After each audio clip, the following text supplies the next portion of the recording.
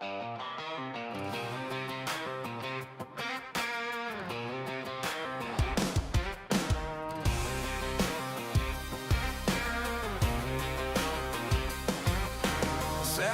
night and the lights go hot. SGPN on the mic at the Derby spot.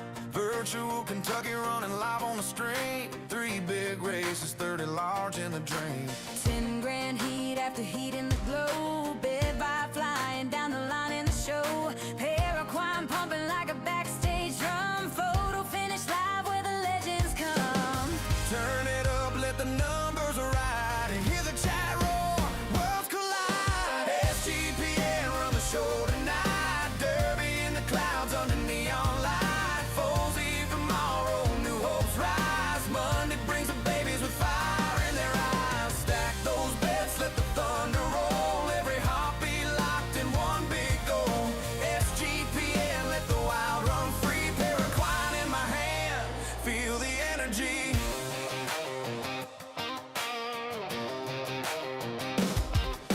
Hosts crack jokes while the gates line up. Crowds going crazy as they fill that cup. Digital dirt fly when the bell hits loud. Every pick riding on the voice of the crowd. Horses dig in when the backstretch calls. 100,000 dreams in those pixel walls. Stretch run hits and the chat explodes. SGPN driving down the final rows. Turn it up, let the numbers ride. Hear the chat roar, worlds collide. SGPN run the show tonight. Derby in the clouds under neon light. Foals tomorrow, new hopes rise. Monday brings the babies with fire in their eyes. Stack those bets, let the thunder roll. Every heartbeat locked in one big goal. SGPN, let the wild run free. Paraquine in my hand, feel the energy. Tomorrow's Foalsy. New dreams coming. New dreams coming. Monday brings baby. New season running. Foalsy, Foalsy. Let the future breathe. SGPN run the show tonight. Derby in the clouds under neon light. Foalsy tomorrow, new hopes rise. Monday brings the babies with fire in their eyes. Stack those bets, let the thunder roll. Every heartbeat locked in one big goal. SGPN, let the wild run free. Paraquine in my hand. Feel the energy. Feel the energy.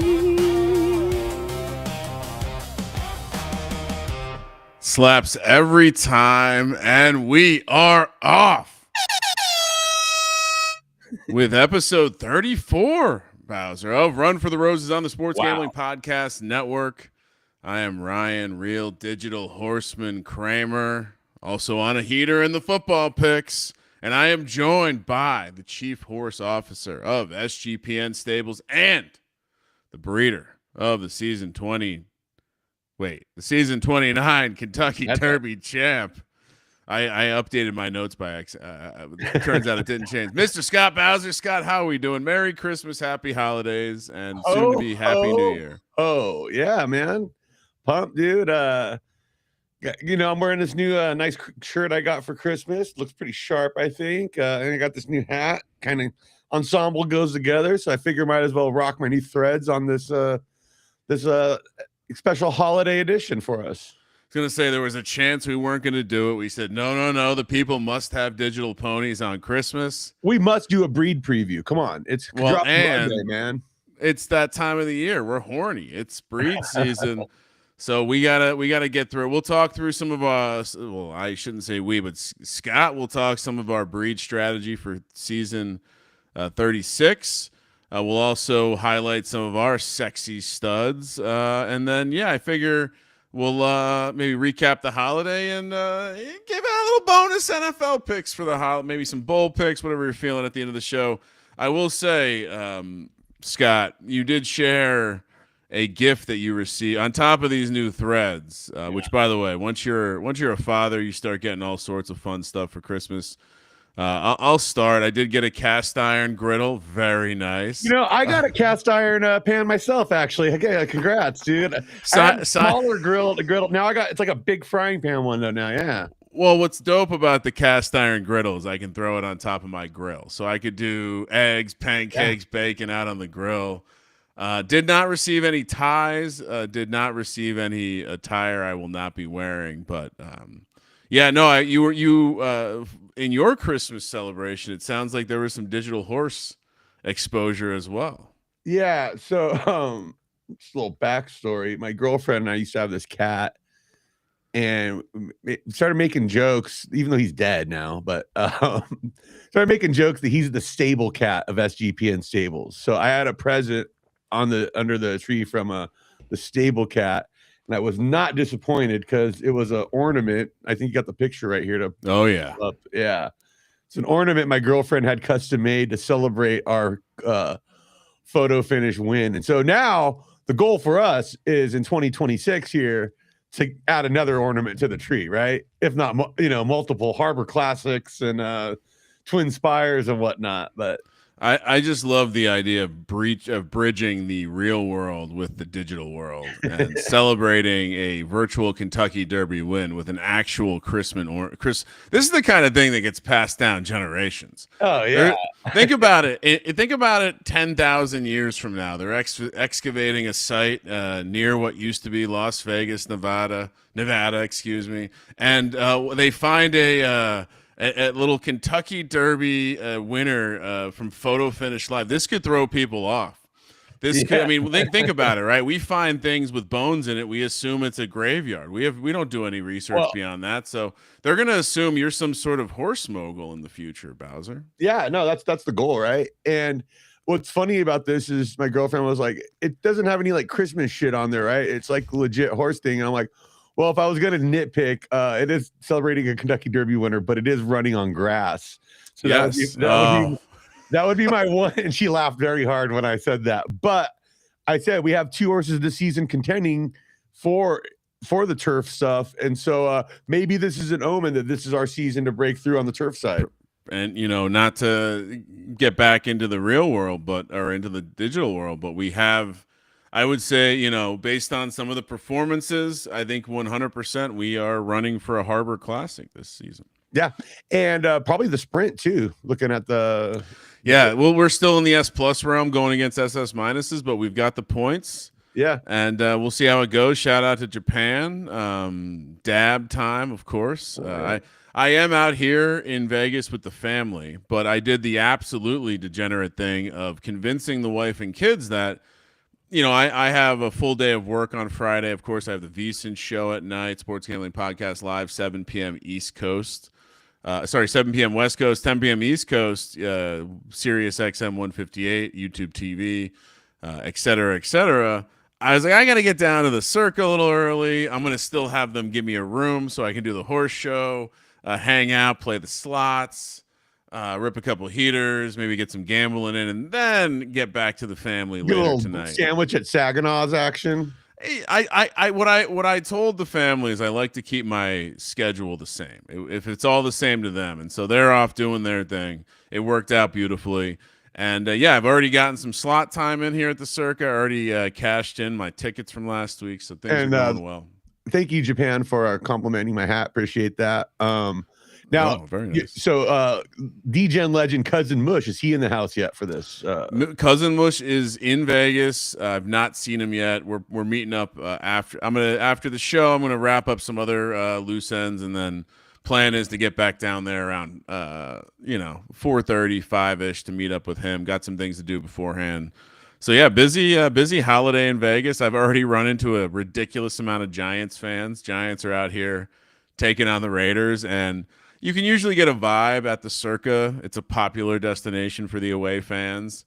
And I will say there have not been too many fan bases where I've noticed them this early in the day. So really shocking to me. Everyone I've talked to, I'm like, you guys are maniacs coming out for this game. Now, I am also going to the game for what it's worth. in this battle for the #1 pick now. Well, and yeah, not to get into the breakdown, but the Raiders have shut down Brock Bowers. The Raiders have shut down Max Crosby, and he was so pissed he left the facilities. He did not agree with being shut down for the last 2 games. Sounds like he could be getting traded eventually. But yeah, it does seem like the Raiders are trying to tank harder than the Giants here. We'll see, though. The Giants are also without most of their offensive line. So honestly, for like these games the next couple of days, I'm kind of I did well yesterday with my picks, went 2-1. I shouldn't have trusted Jared Goff to cover 7.5 with the hook. That's just, I mean, of course he was going to lose outright in that spot, but that's on me. But 2-1, I was on the Commanders, I was on the Chiefs, got some nice covers on those. Thought these spreads were a little too high. I just felt weird about going with all 3 dogs yesterday.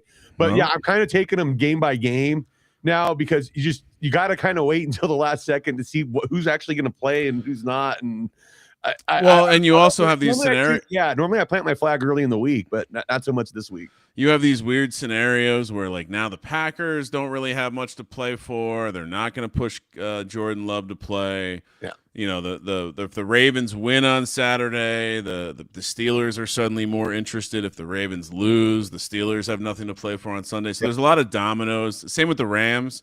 The Seahawks and Niners both win. The Rams have nothing to play for on Monday night, and they're 8-point favorite. There's a lot of interesting outcomes. To me, this is a week where you either lay the points and the favorites win big, or you just take the dog on the money line. Now, didn't turn out perfectly on Christmas, but yeah. Well, that would be my general thesis on this week. All right, let's get into the let's get into the hot and steamy horse breeding. So we are all day. Yeah, I know, right? We are. Oh, whoops. We are. What? Where's my screen? There we go. All right. We are. What does this say? 22 hours away from stud lock. Yep. So reminder, if you're late retiring, whatever, get them in the barn. And reminder too that S pluses are now $3,000. So if you haven't changed them, your S plus is in there. Go in there and lower the price if you're planning on breeding with them, especially. Don't no point in paying extra juice on yourself. Yeah, and I guess should I almost feel like I should. You know what? I kind of wanted you just real quick go to Stable Stats. I noticed this earlier, and usually like. You mean in ours? Sorry. Yeah. And go for this season, because I noticed that normally if you go down to where like the breakdown of by earning, here we go. Our earnings on turf versus dirt is insane this season when you look at the volume comparison and like how we are really turning the corner on turf here. We've talked about that these last few seasons on the show, and I think it's starting to really kind of pay off. Like dude, like, I mean, that's no joke. Like, we're barely like 40-something thousand behind where we are on dirt with way less volume.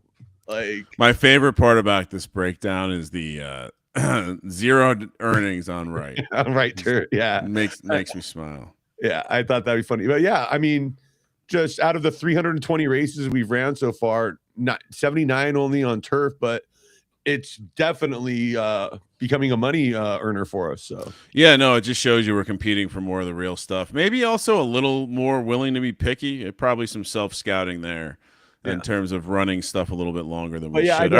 I noticed this morning, and I thought it would be interesting to point that out. Because what where do you want to start?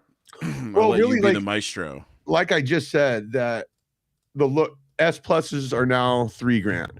So I think that should really be a part of your strategy this season or going forward now, because with that difference, I do think there's some S pluses out there, studs, that aren't that far off from being some of these SS minuses in there. And so since you can get them at 1,000 less, and I actually highlighted one I wanted to talk about. It's on the turf side. Want to keep up with the trend of where we're becoming a better turf stable. So Italian wine racing, the horse name is IWR / Nocturnal Hawk. But, and when you see, like, this is a very good horse. If you're going to pay for a fucking breed right now, right, in the turf world, I love this guy. He's only a 5-year-old out of Fairhaven Farms. Look, he doesn't quite have the heart, but dude, he's really not far off from being an SS minus, right? Like with these subgrades, like, And he's definitely got that stamina finish combo that we're looking for to win a Harbor Classic with decent temper and good speed. And we know speed, for us at least, has been harder to come by on the turf side. So this is a very good price. And you look at 8 stars on top of that. I mean, dude, this is a great one in that minimum for 3K. So you're saying, so, you know, maybe you go with this over an SS minus you were thinking about at 4 or 5K or whatever. You save it, you know, trim a little off. And I think you're getting a very good horse here. And we've always good to look at their the children, which you can see certainly some potential. Is there someone that I see we have a couple reports with this horse. Do we want to show? Yeah, the one I plan on doing this season is Patchwork Operation, because I think that these 2 horses combined could definitely give us that uprolled SS minus with the 2 S pluses here. And if not, I'm willing to just take a shot with that, getting these bloodlines together, because they both have good stars. And I think no matter what, we're going to have a good outcome for us. But also, this horse of ours, Patchwork Operation, has that great temper. And yeah, so maybe, and she does uproll the heart. Her weakness was finish, but of course he has excellent finish at the SS level. And so, I mean, I'm expecting this horse could be anywhere from a sprinter to a stayer too, you know, when you look at these shapes coming at each other. Like, and so here's what the breed report offers us, which is, you know, tolerably high, high potential on the small gate stuff. And then on the big gate stuff, obviously, you know, basically good potential to uproll the heart, good potential to end up with good enough finish. Certainly there's, and you can see that the temper will be affected certainly by. And if the stars completely down roll everywhere, it looks like the lowest it could hit is 6 total stars. So, I mean, yeah. All right. And so, yeah, I mean, basically the thesis is we're going to save 1K Derby going to something that is, for all, like, this is what, a +3 S plus. And so, yeah, basically bumping up against, you know, an SS minus, saving 25% for our trouble. Yeah, like a -3 SS minus might look good superficially in the comparison, right? But when we get under the hood here, this is a very viable stud for this price, especially with the stars. Yeah, I like it. So I thought that was an interesting. And I just want to, yeah. So like, I do think there's going to be some market inefficiencies, especially these first couple seasons with the price change, or some more, you know, like, so be aware of that going forward. And especially with our in-house stuff, I've already put all our S plus stuff in at the 3K minimum. So we got some really cool in-house matches that we could do, like, especially with a couple newer ones that have hit our stud barn this season in Italian American and Game Manager. Game Manager becoming one of our better studs pretty much immediately, you know, like, even though we want to show, should we show off a Game Manager? I mean, we should show off Game Manager regardless. Let me pull it up. I only have the one breed as of right now scheduled for Game Manager, because it's kind of hard to find good star matches for him. But go look up the one for Local Hustler. That would be the one to. But yeah, this is another one. I mean, this is overall +3 fucking S plus. Who performed on the track over many seasons, competed against SS minuses. Like, he doesn't really have any warts here. He's got good stars, you know. So here's the breed report of, and yeah. So this one with Local Hustler, I think has some real potential for us. Yeah, I mean, Game Manager is one of the horses we've had, like, pretty much our first real good sprinter, and then just really, in fact, why don't we go back and I will show. Did I not bring up Game? Here we go. Just to show Game. I mean, Game Manager. You know, this is a nice, relatively nice curve here. As you can see, it was. Oh wait, let me just show you the charts. Second place finish in the final high court. Yeah, what I love here is just like, you can see the performances both as a 3-year-old and then a 4-year-old, and it didn't really slow down. Like, this wasn't a horse that was dying off as it got older, and so yeah, and the reveal was great for us too. So I certainly expect this one to.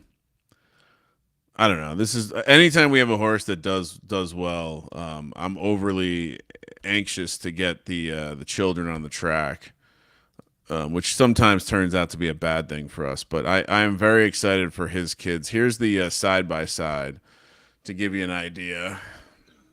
Yeah, so I really like this one. She obviously is also a +3, but she doesn't have any S traits, so that's nice with her.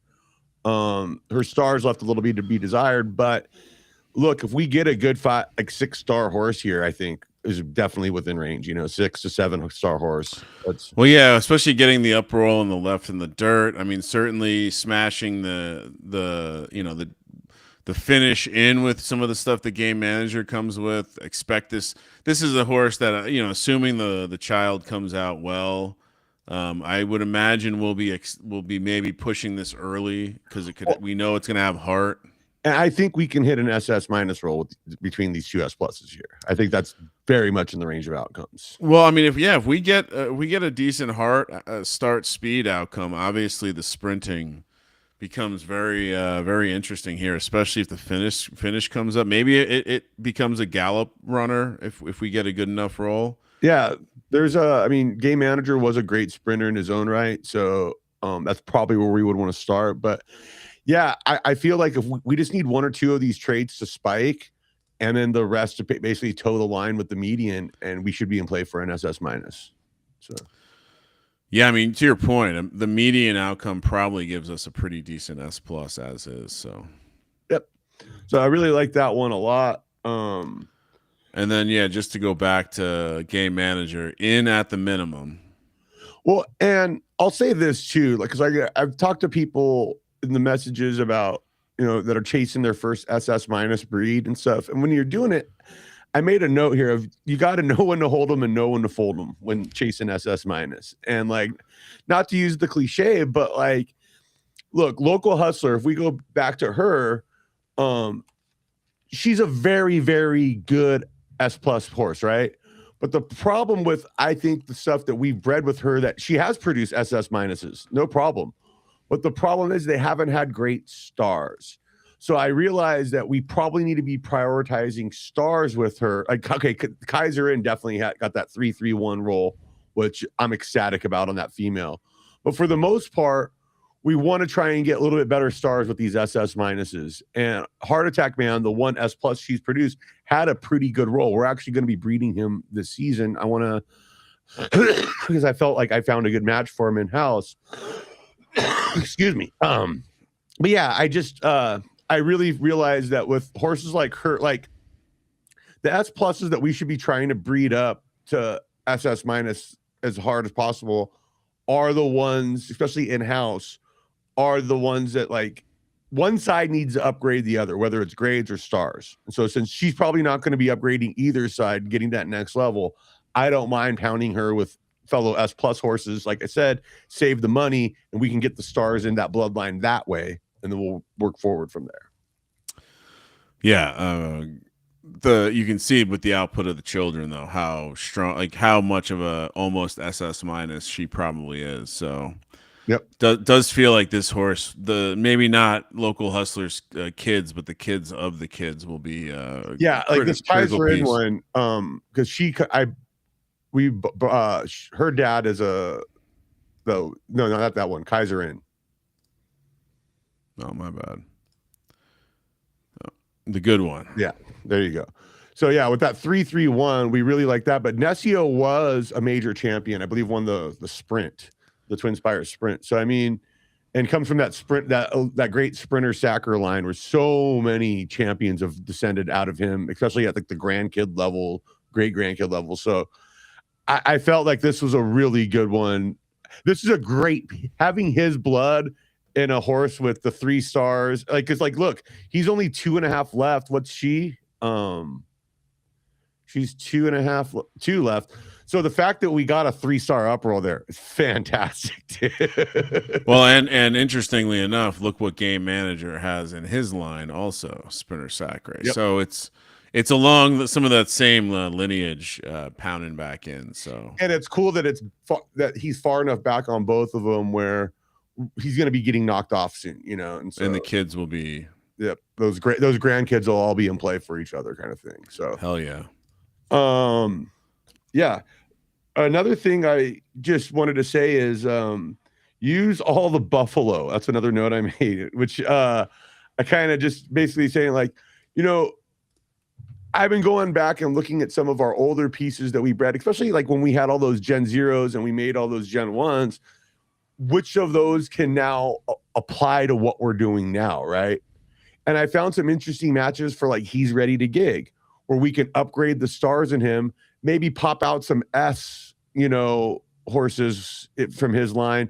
But since he's not going to necessarily produce the top level horses in our stable anymore, that, you know, his some of his daughters definitely will be, but we could be looking to populate his blood now into the lower levels of the stable and kind of build on it from there slowly and rise it up through the ranks. So going to be trying some stuff out with that. But yeah, it just made me realize, like, we had some of these really good Gen 1s and stuff, and we can look up like one of these yeah, let's do it. Reports. I would take the He's Ready to Gig in Hera. Look up that one.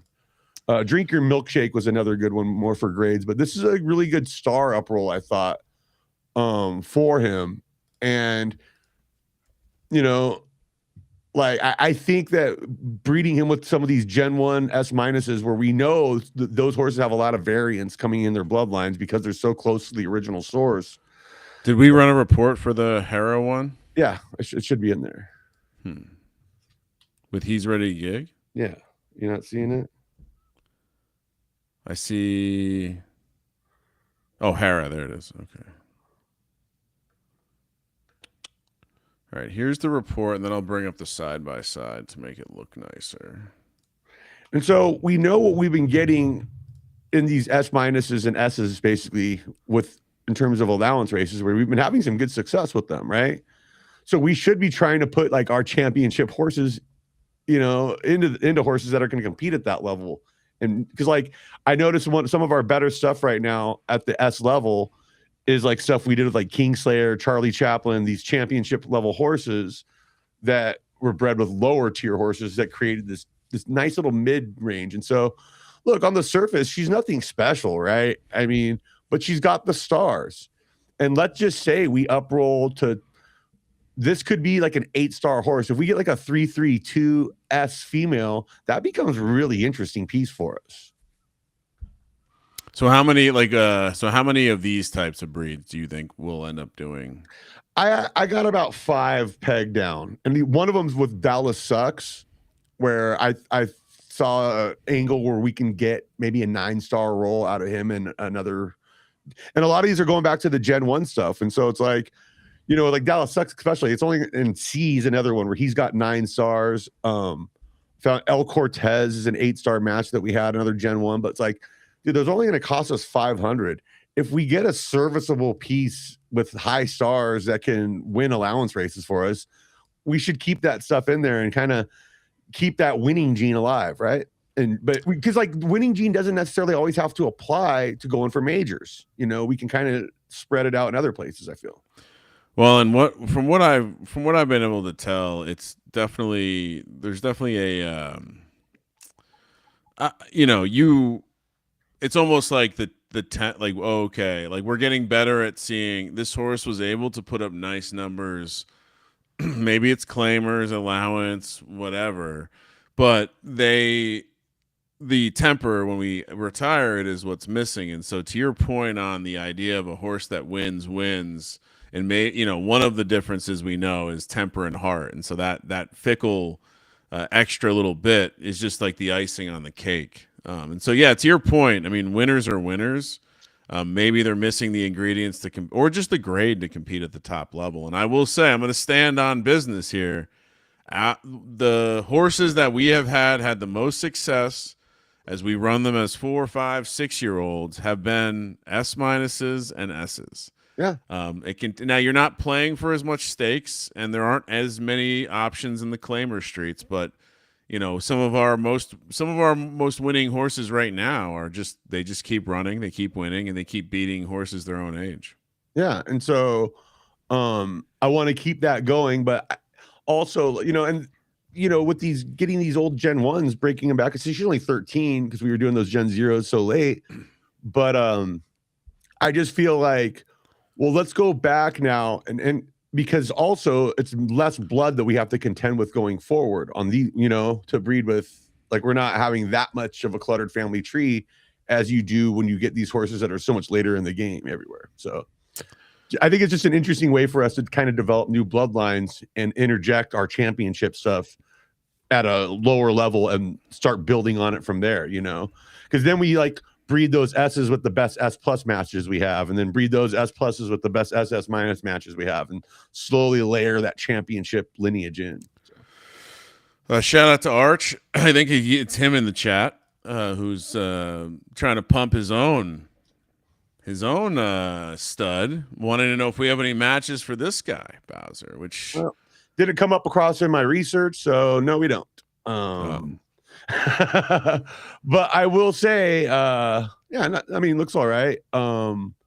Yeah, but I didn't have anything planned for him, and probably won't until cracks my my research. So he looks good though. I mean, I'm not gonna slam it. Just spicy, a little +1 SS minus, third place in the Twin Spires Gallop. I also I appreciate Arch doing some self-promotion. Yeah, that's nice, but we gotta get this one kind of. We're on a tight time limit here. On this. I like that. He's like, maybe next time. I don't have time to have sex with you this season. Yeah. Maybe next. We don't got time to tout somebody else right now because I got 4 more notes I got to get. All right, let's go. Let's go. Okay. So I want to say, get ready for the SS Revolution, because we've seen them now. Like, it's been like every other season, right? Kind of thing, where we've been getting them since the first season, I believe. We're close because we said there was a 6-season gap between the first SS minus and when they really started to start showing up. We've had a little bit in between this time, but we're about to start having them in the stud barn in the next few seasons, and so that's going to change a lot because we should start getting more and more when they're in the stud barn.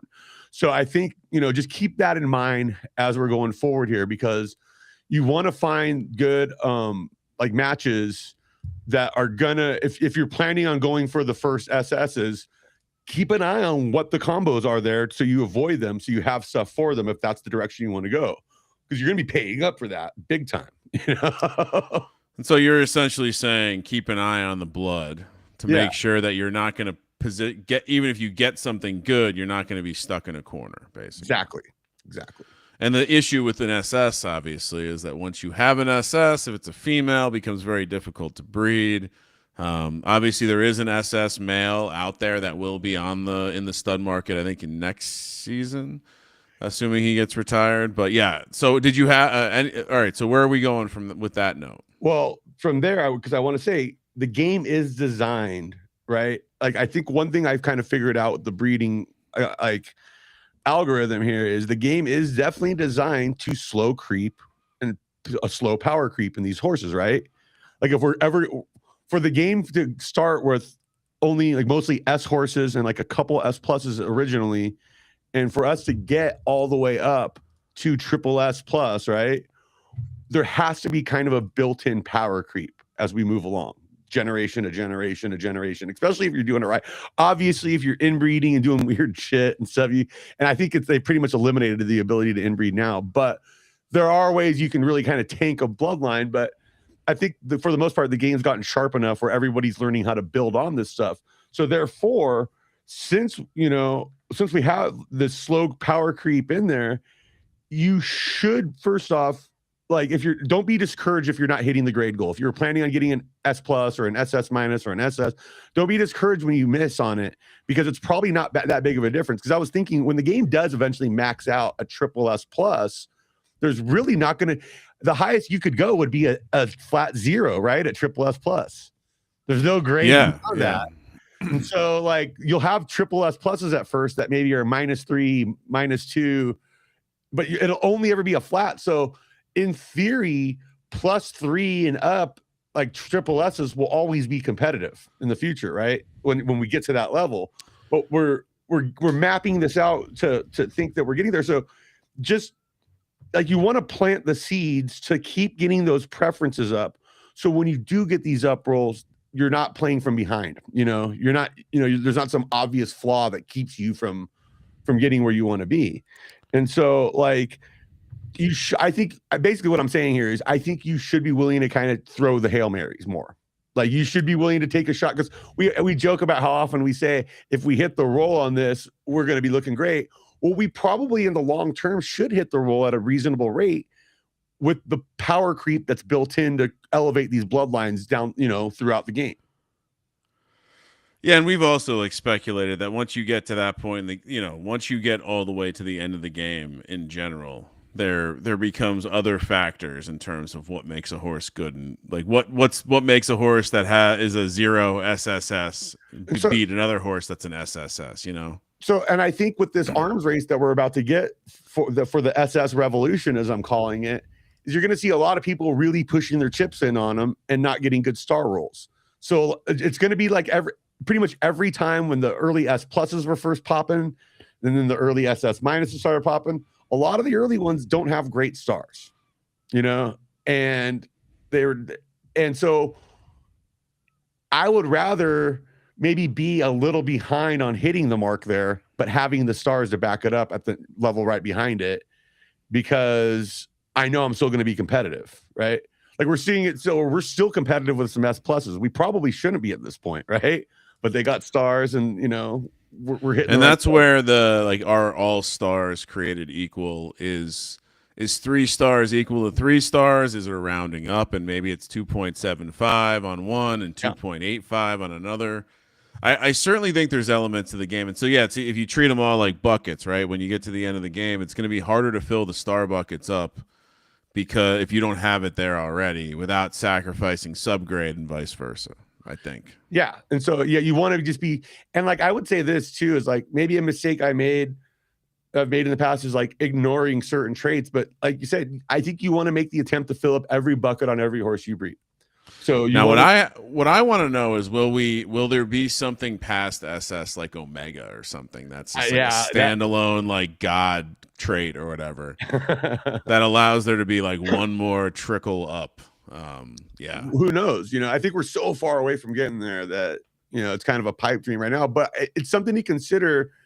Like I don't know, because we've talked about how condition doesn't really matter in stars. But if we start completely ignoring that now, we'll pay the price later. We need to keep some of that going, like we don't have to do it in every single breed, but we need to be aware that we need some, that needs to be in play, like in soft and firm, right? Like we need to be able to. Absolutely. And quick update, Bowser. It was not Arch doing self-promotion on Olympian Creed. It was Moon Ranch. Shout out to Moon Ranch for watching. After SS, we sleep with 70 virgins. That's we were at the gates of Valhalla at that point. I mean, if we get an SS stud, I kind of agree. There's got to be some virgins involved. No, but hey, I'll definitely be reaching out to Moon Ranch there. Maybe we can work out some kind of mare swap or something in the future here. I kind of already have dialed us in for Monday, but I'll be open for next season for sure. Let's do something, because I was a good looking horse. I hope we do have a good match for it. But so with some of our better studs right now, like Commandant, I'm not breeding him with a lot of matches we have because they don't have the stars to upgrade where we're looking for on him, kind of thing, and like we're being more selective even in-house, because we want to get his 2 left up to 2.5 to 3 stars with his kids. And so let's take a look at what we've gotten from him so far. And if you look, a lot of people have bred with him. So, we not all of these are our horses here, which is pretty cool. And he's got a pretty good hit rate here, producing SS minuses, right? Like, yeah, I mean, you see you see how nice they look when the stars go up, for sure. Yeah, absolutely. And so, like, I mean, look at like the Topless Towers one. I mean, that's a decent, just because of the 2.5 up roll there, but yeah, all in the hauler there. Like, well, that was a S plus. So, but still, I mean, we got the foal of Dixie Belle. If you're looking to get a a good star roll from him where we didn't get the grade. We got it listed pretty cheap there. And but yeah, like we're trying to get that up on him, you know, because we don't want to just keep producing more and more and more 2-star left horses, because you know what that turns into eventually? A lot of down rolls into 1.5 star, you know. Also, none of these horses are have hit the track yet, so we don't really know what's going to be happening with his kids. And maybe that star didn't really affect him for his time and place, but that's like, I feel like you always like, that's the main weakness of him as a horse, right? And it's not that bad of a weakness, really, but his grades are a pretty even distribution, right? He's a -2 SS minus, which isn't bad, but he's got the good dirt and firm. And I think that good firm rating, that definitely helped him in his racing career, where even though he did finish off temper, off preference, 3rd place in his gallop in his season. So, I mean, it's just, you don't want to ignore any particular trait. Like for a while, I wasn't worried as much about breeding with temper. And the reason why for that was I noticed that was the wildest outcome in a lot of grades. Like you can kind of predict which grades were going to be passed down. But temper, you could try with 2 S pluses and get an S minus, kind of, you know, or sometimes it would go crazy. But now that we're starting to get better temper in our stable, I'm really kind of trying to layer that in more and more and more, right? Like, I don't want that to be a weakness in a lot of our lines. You know, I don't want speed to be a weak. You know, early on, I was really focused on speed. And then I was worried about filling up the rest of it. Now we're going to start focusing more on speed maybe again, you know, and so there's kind of always going to be an ebb and flow. Like you said, like, you know, we're trying to fill these buckets up, but there's always going to be something kind of empty in every way. Like we're always going to be left wanting more. That's just the nature of the beast here. Like, I think that's no matter how good of a role you think you got, you're always gonna be like, Phil would have just gotten. Well, that's life. But You know? I am intrigued to see how the Commandant kids hit the track. Because I definitely agree. Also, I wanted one more thing I kind of got here to go over is, let's talk more about left turf firm. As this market continues to emerge, I think that there's really interesting ways you can get involved in it. And I think that one of the key things is focusing on those left and turf stars. We talk about this a lot, you know, we want that turn and direction and surface, but I think it's because if you look, it's rare. It's hard. It's so hard because there was no LTF horses originally in the game that have both the firm, the turf, and the left. But see, we're starting kind of get there. So if you look at this one, I just named it last night. I might have had some beers and named horses last night. And so Building 7 is one. Oh, wow. I like that. I had a feeling I like that. Some people might have no idea what we're talking about. They should Google it.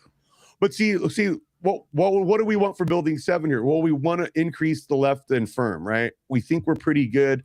I think there is a match for her in the future that's going to be able to provide that. And we're not the only ones doing this, right? We're not the only ones trying to improve upon these bloodlines. But the fact is that we got 6-point tees and paper ticket, 2 LTF horses that have the 2.5 left, 2 fillies. That is fucking huge, dude. Like, that is so huge, because we can find plenty that have the turf and firm that will balance that out. And I think we're closer than there's only a couple. I think only like 1 or 2 7-star, like there's not many 7-star LTF horses up in the game. I think there's more than that, but and I think we're on the we're on the verge of joining that club soon with some of these bloodlines, and pretty excited for that. But it's a tough, by the way, Juan Ciervo, that is Spanish for John Deere. You reminded me of a John Deere tractor. So that's good to know. I had no idea. I figured it was someone from Spanish history. But so what I've figured out here is, for us to get the good stuff that we want, like when I go to the market, I am mostly focusing on getting firm stars into these bloodlines, right? Like we want the firm. But we're going to start trying to produce the left and turf in-house. And a new stud that we have that hit the market, Bottom Line Bomb, is going to be a big part of that right now. So let's take a look at the Bottom Line Bomb reports, because I have them for Miami Ice, Market Boom, Turnover, and Plaid Rainbow. These are all Gen 1. Market Boom's a Gen 1. The rest are all Gen 2s that we were kind of breeding with some of the early Gen 0s, trying to get these killer bloodlines together. And I realized that with his star profile, of he's got 2.5, 2.5, and then 0. I found some of the better ones that we had that were matches for him, that all these horses are basically 2, 2.5, 2.5, 2.5, or 2.5, 2 or whatever, but they're all 1 star on the. So I'm just trying to get these horses, because we've gotten the kind of rolls with these already that have rolled over into LTF. But if we can just get him to have some daughters that have that 2.5, 2.5, 0, or even half a star, we're going to have a whole shitload of stuff that's going to be eligible for as we start getting decent LTF studs in house. And it's good. And the weakness of the stars of that left and turf ideally is going to be balanced out by these ones where we've been focusing on the firm with them. If that makes any sense here. Yeah. And if you look at the breed report, it kind of reminds me more of the older time, like, we used to call it getting close to the source blood or whatever. But yeah, I mean, look at the nice wide ranges. Certainly this could turn out to be a colorful profile going stretching all the way down to A-. We can definitely get there the hard way. But yeah, I mean, to have some traits that can go A- up to S+, SS-, pretty fun. Well, think about it like this. This horse could potentially be a 3-3. Like if you look at the star, I'm mostly with LTF breeding right now, I'm mostly just focused on getting the stars dialed in, right? Because if we really get there, we'll accidentally hit some grades. Breeding's so hard to do in that regard that if we can just really dial in that mold on the stars, I think we'll be really successful in the future. But if you look at it, if we get a 3-3-1 firm on this, that would be incredible. Yeah, no, completely agree. And, I think too, by getting some of that closer to that LTF or like yielding profile, right? In these we've had really good success so far with these like S grade, SS, S- grades, especially in the turf stuff right now, right? With horses like Is My Victory Song, Fox on the Gold. So I feel like we can get some serious ROI out of what we're trying to. Not only are we experimenting going forward, I think there's value to be had in that regard. Yeah, I mean, I think it makes sense. Also, like you said, not many people dabbling, still able to take down races with soft horses on the turf side because there aren't a ton of good firm horses. And honestly, it's a lot of the same stables doing it. So to your point, the opportunity seems to be there. Yeah, and so for us to take Bottom Line Bomb and all these Gen 1s and Gen 2s that we have, right, and kind of create a whole new set of blood that's going to be in play in LTF going forward. That's only good for the ecosystem overall. It's like LTF, I got to say right now, it's like Soppy Stakes is a big one on it. Prime Pastures is another big one on it.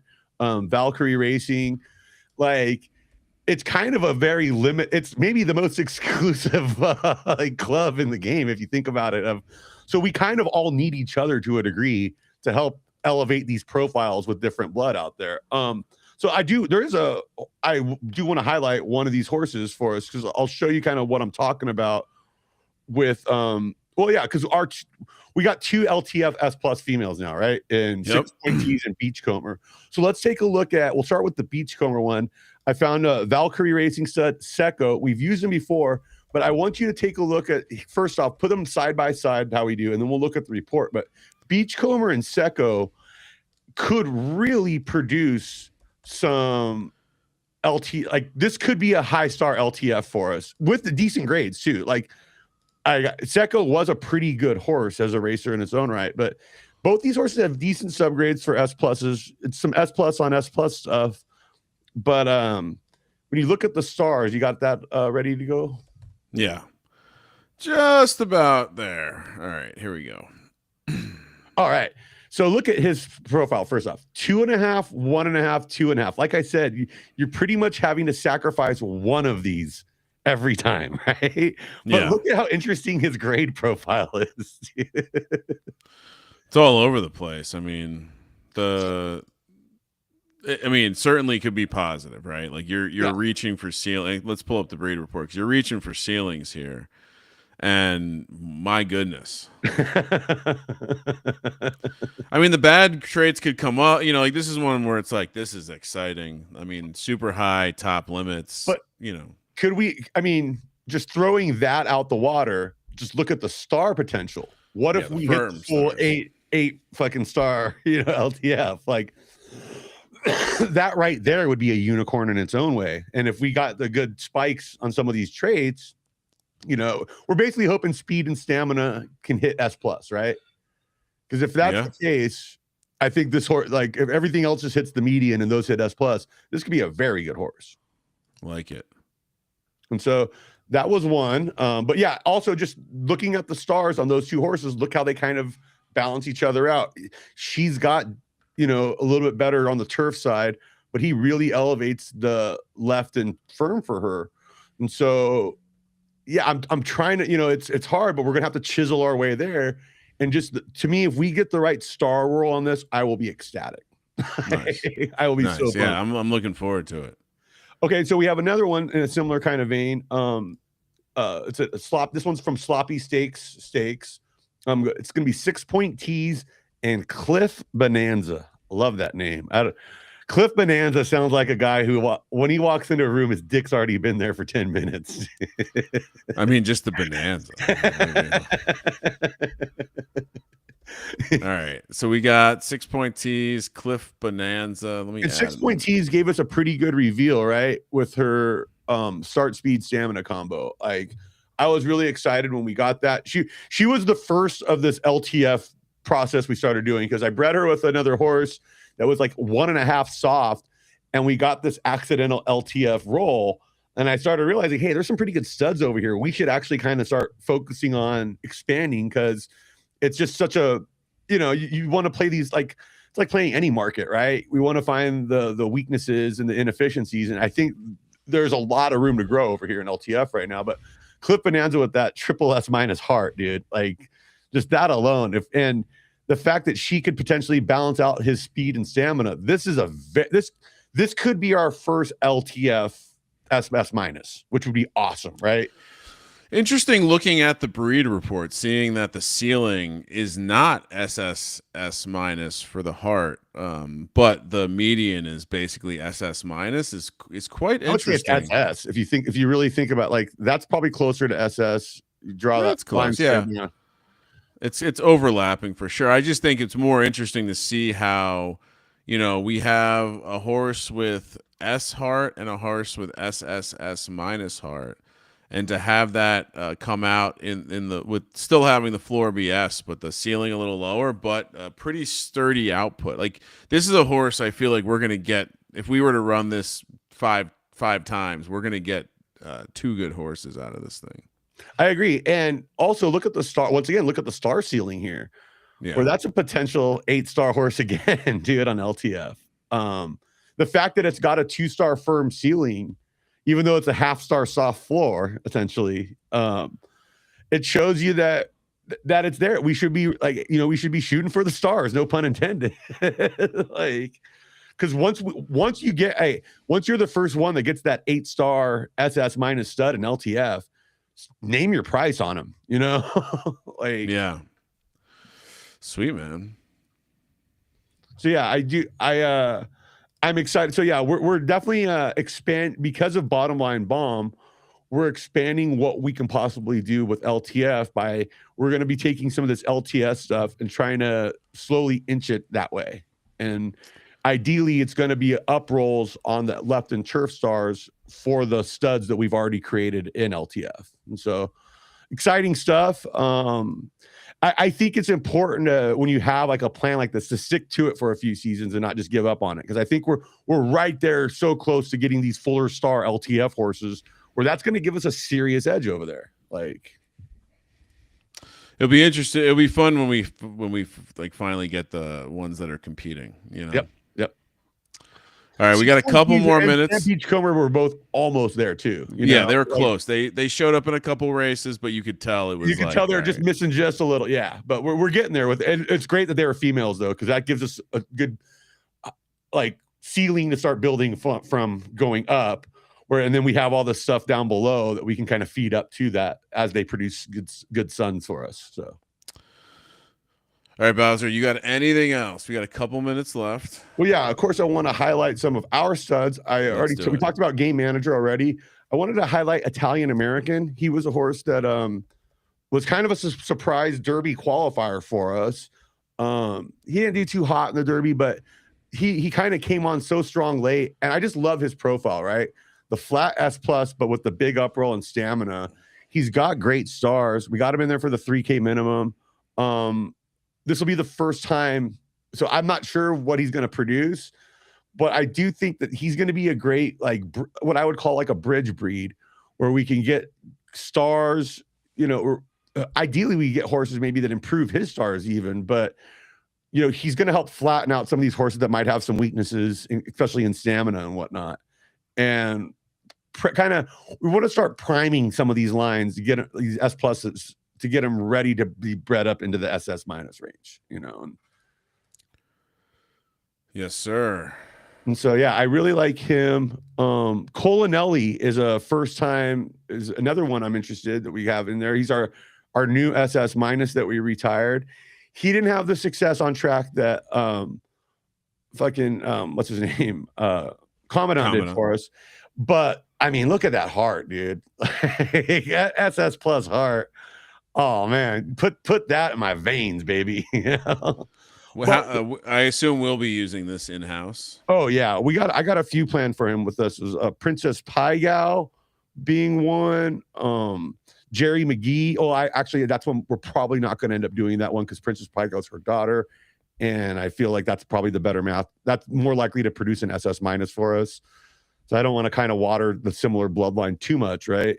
Then also Viscountess, our new SS minus female that we did. I think that's a good in-house SS minus on SS minus we can do. And then also Pretty Egg, one of the savvy pickups you did off the market for He's Ready to Gig. That combo's produced 3 pretty good looking daughters for us already. So I don't really feel the need to keep going with that, right? We'll mostly probably just pick the best one of those daughters and focus on breeding that one up. But with Colinelli, I'm very excited to see what she could do because both her dad and her grandmother were Kentucky Derby champions. So yeah, I'll do a quick side by side of that one. And yeah, I would also do the one Viscountess. That one might be a little bit more reckless. I mean, kind of honest because of the stars, but I felt like this is a great opportunity for us to try a good in-house combo. And she kind of, can give him the up roll on finish, hopefully. Like that's kind of what we're going for, right? We want her to at least get his finish up to an S plus level. And we want some kind of mutation in the temper to roll up. But I mean, with her SS plus star, his SS plus heart, and then we should have a pretty good speed ceiling on this one too, right? So, yeah. Also, is this our first SS minus on SS minus in-house breed? Yes, and I figured this was a good opportunity for us to try it because I wasn't a huge fan of her star profile, and so I was like, I didn't really want to waste an outside breed on her, kind of thing, like not so much waste, but like. I felt like this was a good match, good place for us to start with her in-house. So, like it. Especially like, dude, I mean, as you see here, if we just kind of get that right combo of start, heart, speed, I think we got something on this one. LFG. All right, Bowser. All right. Any other of our studs we want to show off before we get out of here? Yeah, actually, just one more. Going back to the turf side is we got one in all-night buffet. He's kind of a new one. We're going to be using him and Royal Bull Ride a lot. Royal Bull Ride's a Kingslayer kid, whereas All Night Buffet is, I believe, a Can Pork Chop kid, a legendary one. But look, he's got kind of a major, or Fans on the Gold was his dad. Very good absolute horsepower horse. But I've said before, we've kind of had some, Can Pork Chop's his grandfather. That's right.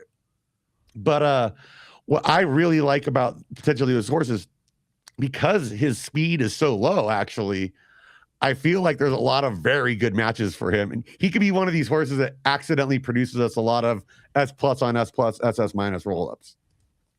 Because if we can just get that speed up to a more manageable level, all of a sudden he's in play to be an SS minus himself because of that finish and start and everything. So hell yeah. But yeah, I'm excited to get him. But his stars too, the fact that he's got some pretty good blood in his system, I like the idea of like just kind of spraying the board with him and Royal Bull Ride, as they're the new LTS horses that we had hitting the stud barn there, because we have a lot of good ones going forward. We have a couple of SS minuses that are going to be hitting soon. We got that new the one that was just born with Ascend of the Throne and Harvey Wallbanger. Oh, that's a good one. He's going to be a dominant one for us down the line. So I want to start getting what I can out of these now before these bigger dogs start hitting the barn for us, you know? Absolutely. All right. So breeding starts in a couple days. Between now and then, Bowser, I did want to quickly highlight before we get out of here, we do have a number of horses on the market at mostly below cost. Yeah. And the ones that are above cost or around the cost, like the Mona Lisa Smile one, that's a damn good horse and bloodline. I mean, it was kind of a redundant piece for us. We were kind of hoping for a filly roll there, and that's the only reason why we listed it. But for a colt, dude, this is a good fucking horse, dude. Hot Crawfish comes from Law of the Dial, which is a fucking championship level horse. Like, this horse has stars. This horse, like, Hot Crawfish has produced SS minus horses for us in an SS minus on SS minus situation. There's no reason to think that his son won't be able to do the same.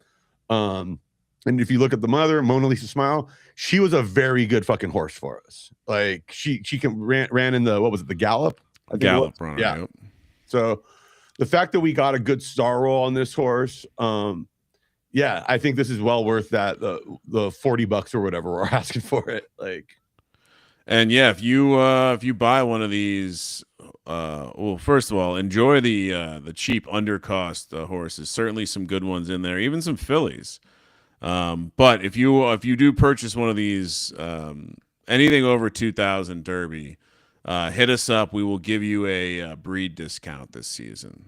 Yep. With some of our studs. So yeah, with that, Bowser, do you want to? And I'll just, as we're talking, I'll scroll through our studs if people do want to look at our beautiful studs. But do you want to leave people with a pick for the weekend? Oh, see, you know, I was going to give out a pick for opening day at Santa Anita Day. Oh, but we missed it. Yeah. No, they postponed it till Sunday. Oh, because the rain. Because of the rain, yeah. And so pay attention to me on X.com, the everything app, Sunday. I'll be giving out some Santa Anita picks for sure. But what did I? You know what? I like the Chargers in the Chargers-Texans matchup. Okay, a little Saturday action. Yeah, it's tomorrow. I'm gonna plant my flag. I can't remember what the line was on that. Do you have? I think it's sitting there. It's probably sitting still around somewhere around 2. Yeah, I kind of believe what the Chargers are doing right now, even though they're the most injured team every year. I swear. Like, our good buddy Justin Decker, diehard Charger fan, so I often hear from him the Chargers woes. But yeah, I like them. They're -1.5. That's, dude. Yeah, I love that at home. I don't think the Texan fans are really going to show up there at SoFi for that one, if that's kind of a handicap thing for you. But yeah, I think the Chargers take care of business there. Like, you said it before, plenty of times I've heard you say that you never know when fucking the Texans offense is absolutely going to shit the bed. Yeah, no, I mean, they show the ability to constantly shit the bed. Current number here at the Circa is -1. Yeah. Okay. So yeah, I got Westgate open right now. They got it -1.5 at -108. So I'll be getting down on both books on that. Yeah, a couple of things to note. If you are betting the NFL games, Green Bay not going to be putting Jordan Love out there. Sounds like they could also rest Josh Jacobs. They don't really have a lot to gain to winning this game, and Baltimore needs this game with everything they have to stay alive in the playoffs. And I'm seeing +170 on the money line there. That's not a bad play at all. Yeah, I feel like I liked Green Bay before Minnesota won that game, but Minnesota winning the game kind of rendered a lot of stuff irrelevant. I'll have to really think about this one, because the number still being 3.5 makes me think that Baltimore also might be in a bad place, especially with the Jordan Love news coming out. But I will give you a play, because I think regardless if you like this Rams team or not, they should not be laying 8 points on the road. Cousin Bush in the chat saying just bet the Fairbairn prop. just bet Fairbairn over 1.5 field goals. I'll give you the Atlanta +8 on Monday night. That feels like a good spot. And I'll give you a homer pick.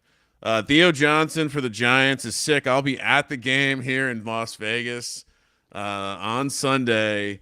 I think there's going to be some Daniel Bellinger sightings. He is 7-1 on the anytime touchdown.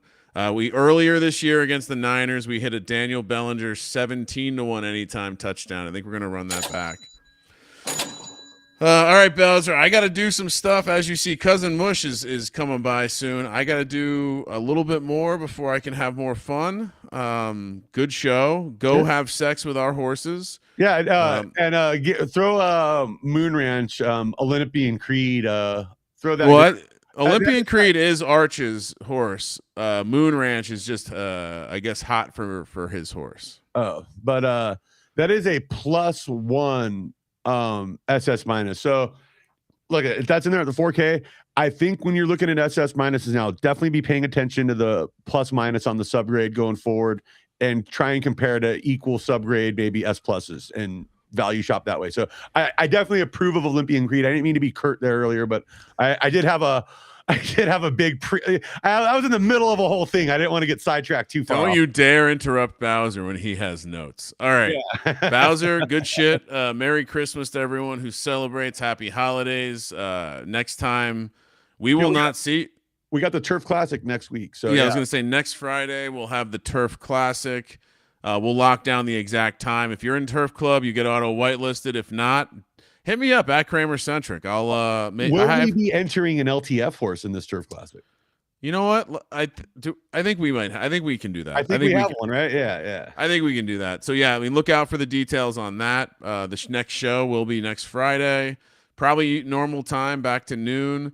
And yeah, after that we have the Derby stream, which happens to overlay with some super wild card weekend. Yeah, that's going to be fun. We got to figure out if anybody's got any ideas for this, but I want to do some sort of crossover with the NFL playoffs and our Derby stream. So if anybody's got any ideas, or maybe you have to pick a winning game and that qualifies you to win a free horse or something, we'll figure that out. I think we're going to I think we'll take whether it's people scoring, we'll figure something out, but we will be giving horses away during the Derby. We need to do a couple stable lineups for there we go. Yeah, challenge.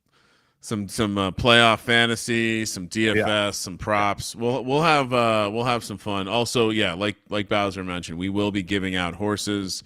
Maybe next week for the Turf Classic, definitely for the Derby stream.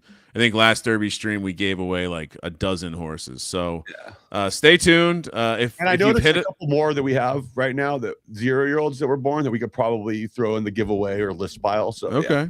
Yeah. And if you have hit me up specifically about horse deals and I've been slow to get back to you, apologies. I'll be back on the normal schedule in a couple days. The most likely answer is, though, yes, we're interested. All right. I haven't been able to get back to every $3 horse offer over the holidays. So, you gotta drink some cocktails. All right. So, Bowser, we'll see you. Well, I'll talk to you sooner, but we will see everyone else next Friday. Good luck for your NFL bets this weekend. Good luck on the track as we qualify for the majors. And because college football decided to take a weird amount of time off, good luck to anyone who's betting on the college football playoff next Wednesday and Thursday. Bowser, good shit. Let's get out of here. For Mr. Scott Bowser, who will be busy sexing up our horses next week, I'm Ryan, Real Money Kramer. Let it ride.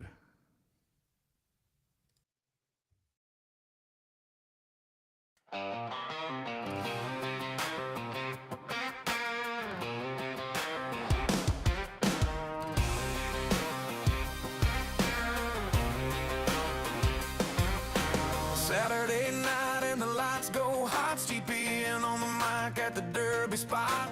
Virtual Kentucky running live on the stream. 3 big races, 30 large in the dream. 10 grand heat after heat in the glow. Bed by flying down the line in the show. Paraquine pumping like a backstage drum. Photo finish live where the legends come. Turn it up, let the numbers ride, and hear the chat roar. Worlds collide. SGPN run the show tonight. Derby in the clouds under neon light. Foals tomorrow, new hopes rise. Monday brings the babies with fire in their eyes. Stack those bets, let the thunder roll. Every hop